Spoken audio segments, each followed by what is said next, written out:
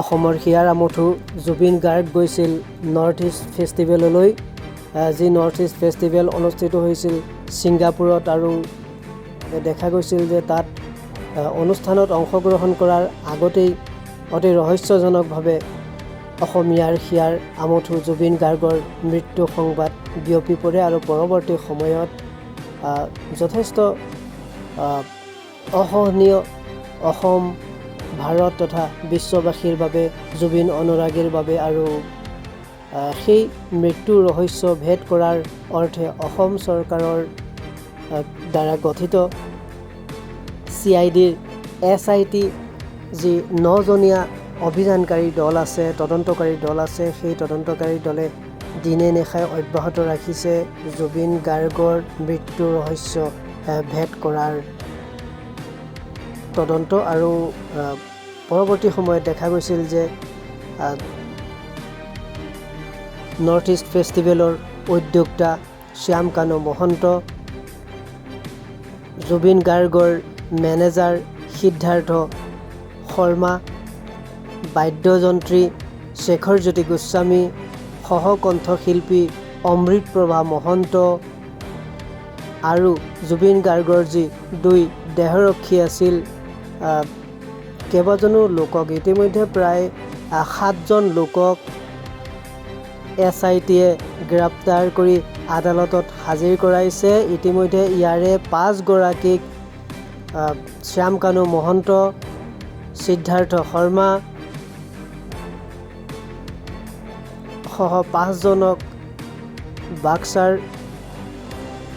কাৰাগাৰলৈ আৰু 2জন শেখৰজ্যোতি গোস্বামী আৰু অমৃতপ্ৰভা মহন্তক আজি হাফলং উপ কাৰাগাৰলৈ প্ৰেৰণ কৰে। ইতিমধ্যে হাফলং উপ কাৰাগাৰৰ আলহী হৈছে শেখৰজ্যোতি গোস্বামী আৰু অমৃতপ্ৰভা মহন্ত। আজিৰ দিনটোত দেখা গৈছিল গুৱাহাটীৰ পৰা অতি সতৰ্কতাৰে নিৰাপত্তা বেহুৰ মাজেৰে, কটকটীয়া নিৰাপত্তা বেহুৰ মাজেৰে এয়া হৈছে হাফলং উপ কাৰাগাৰ। আৰু এই উপ কাৰাগাৰতেই এতিয়া নতুন আলহী ৰূপে দেখা দিছে শেখৰজ্যোতি গোস্বামী, অমৃতপ্ৰভা মহন্তই। আৰু অতি কটকটীয়া নিৰাপত্তাৰ মাজেৰে গুৱাহাটীৰ পৰা লৈ অনা হয় ডিমা হাছাওৰ হাফলং উপ কাৰাগাৰলৈ। আৰু ইয়াতেই ৰখা হৈছে শেখৰজ্যোতি গোস্বামী আৰু অমৃতপ্ৰভা মহন্তক। আৰু ঘটনা সন্দৰ্ভত SITৰ তদন্ত অব্যাহত আছে, বা জুবিন গাৰ্গৰ যি মৃত্যুৰ ৰহস্য সেয়া ভেদ কৰিবলৈ 9জনীয়া SIT দলত আছে। ইয়াৰ নেতৃত্ব দিছে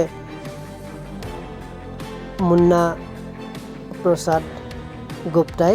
আৰু যথেষ্ট তৎপৰতাৰে SITৰ দলটোৱে তদন্ত অব্যাহত ৰাখি ইতিমধ্যে 7জনক জেললৈ প্ৰেৰণ কৰাৰ লগতে প্ৰবাসী যি অসমীয়া একাধিক লোক আছিল তেওঁলোককো জাননী জাৰি কৰিছে। আৰু ইয়াৰে কেইবাজনো আহি অসমৰ SITৰ তদন্তৰ মুখামুখি হৈছে, সাক্ষ্য প্ৰদান কৰিছে।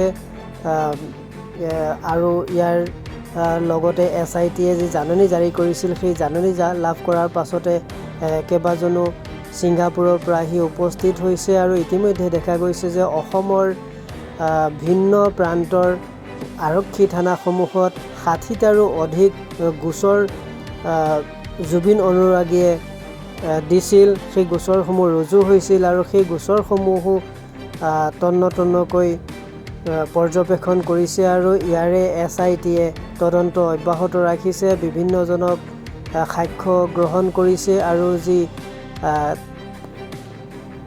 ছিংগাপুৰৰ যি প্ৰবাসী অসমীয়া আছিলে, সেই সময়ত জুবিন গাৰ্গৰ মৃত্যু হোৱাৰ সময়ত যিসকল লোক তাত উপস্থিত আছিল তেওঁলোককো এই তদন্তৰ আওতালৈ অনা হৈছে। কেইবাজনো লোকক ছিংগাপুৰৰ পৰা মাতি অনা হৈছে। তেওঁলোকে এই SITৰ সন্মুখত নিজৰ যি ষ্টেটমেণ্ট আছিল সেইসমূহ দিছে। আৰু SITৰ তদন্ত এতিয়াও অব্যাহত আছে, কেনেদৰে জুবিন গাৰ্গৰ মৃত্যু হৈছিল সেই সন্দৰ্ভত।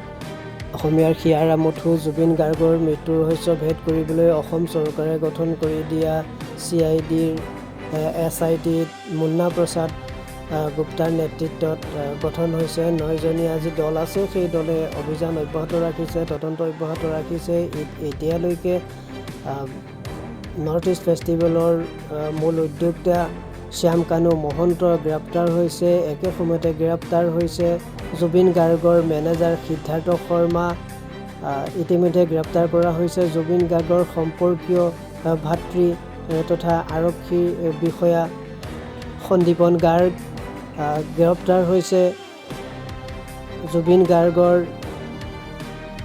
বাদ্য সংগীতকাৰী শেখৰজ্যোতি গোস্বামী আৰু জুবিন গাৰ্গৰ সহকণ্ঠশিল্পী অমৃতপ্ৰভা মহন্ত একে সময়তে গ্ৰেপ্তাৰ কৰা হৈছে। জুবিন গাৰ্গৰ 2 দেহৰক্ষীকো, কাৰণ তেওঁলোকৰ যি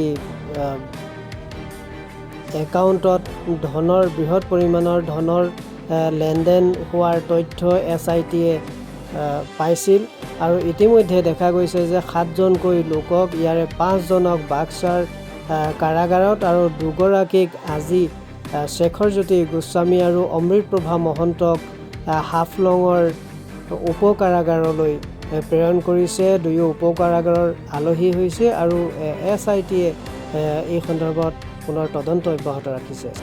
জুবিনৰ মৃত্যুৰ সংবাদ বিয়পি পৰাৰ লগে লগে দেখা গৈছিল ম্ৰিয়মান হৈ পৰিছিল বিশ্বৰ লাখ লাখ জুবিন অনুৰাগী আৰু পৰৱৰ্তী সময়ত অভূতপূৰ্ব যি জনসমুদ্ৰ দেখা গৈছিল গুৱাহাটীত আৰু পৰৱৰ্তী সময়ত SIT গঠন কৰি জুবিন গাৰ্গৰ মৃত্যুৰ ৰহস্য ভেদ কৰাৰ প্ৰয়াস অব্যাহত ৰাখিছে মুন্না প্ৰসাদ গুপ্তাৰ নেতৃত্বত গঠন কৰা SITৰ 9জনীয়া তদন্তকাৰী দলে। আৰু এই 9জনীয়া তদন্তকাৰী দলে ইতিমধ্যে 7জনকৈ লোকক গ্ৰেপ্তাৰ কৰি কাৰাগাৰলৈ প্ৰেৰণ কৰিছে। ইয়াৰে বাক্সা জিলাত কাৰাগাৰত আছে শ্যাম কানু মহন্ত, সিদ্ধাৰ্থ শৰ্মা, সন্দীপন গাৰ্গ।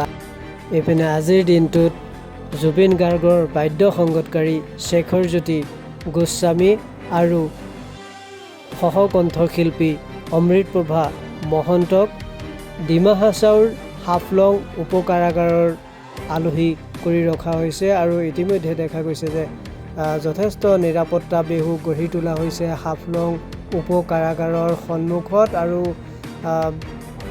গুৱাহাটীৰ পৰা ব্যাপক নিৰাপত্তা বেহুৰ মাজেৰে দুয়োকে লৈ যোৱা হৈছিল হাফলং উপ কাৰাগাৰলৈ। আৰু আমি পুনৰ উল্লেখ কৰিছোঁ যে ইয়াৰ পূৰ্বতে যিটো সময়ত 5জনকৈ লোকক শ্যাম কানু মহন্ত, সিদ্ধাৰ্থ শৰ্মা, সন্দীপন গাৰ্গ, 2 দেহৰক্ষীক বাক্সাৰ জেললৈ নিয়াৰ সময়ত জেলৰ সন্মুখত যি অপ্ৰীতিকৰ ঘটনা সংঘটিত হৈছিল তাৰ প্ৰতি লক্ষ্য ৰাখি আজি অধিক নিৰাপত্তা ব্যৱস্থা আৰু সমগ্ৰ পথতেই আৰক্ষী BSF সহ বিভিন্ন প্ৰকাৰে নিৰাপত্তাৰ বিহু গঢ়ি তোলা হৈছিল আৰু যান বাহনৰ শাৰী দেখা গৈছিল, এক দীঘলীয়া শাৰী। চাইৰিন বজাই সেই যান বাহনসমূহ আগবাঢ়ি গৈছিল আৰু পৰৱৰ্তী সময়ত হাফলং উপ কাৰাগাৰত দুয়োকে ৰখাৰ ব্যৱস্থা কৰা হৈছে। সেই 2গৰাকী হৈছে জুবিন গাৰ্গৰ বাদ্য সংগীতকাৰী শেখৰজ্যোতি গোস্বামী আৰু সহকণ্ঠশিল্পী অমৃতপ্ৰভা মহন্ত। পুনৰ উল্লেখ কৰিছোঁ যে ছিংগাপুৰলৈ গৈছিল জুবিন গাৰ্গৰ লগত বাদ্য সংগীতকাৰী শেখৰজ্যোতি গোস্বামী আৰু সহকণ্ঠশিল্পী অমৃতপ্ৰভা মহন্ত আৰু একে সময়তে জুবিন গাৰ্গৰ লগত আছিল জুবিন গাৰ্গৰ মেনেজাৰ সিদ্ধাৰ্থ শৰ্মা।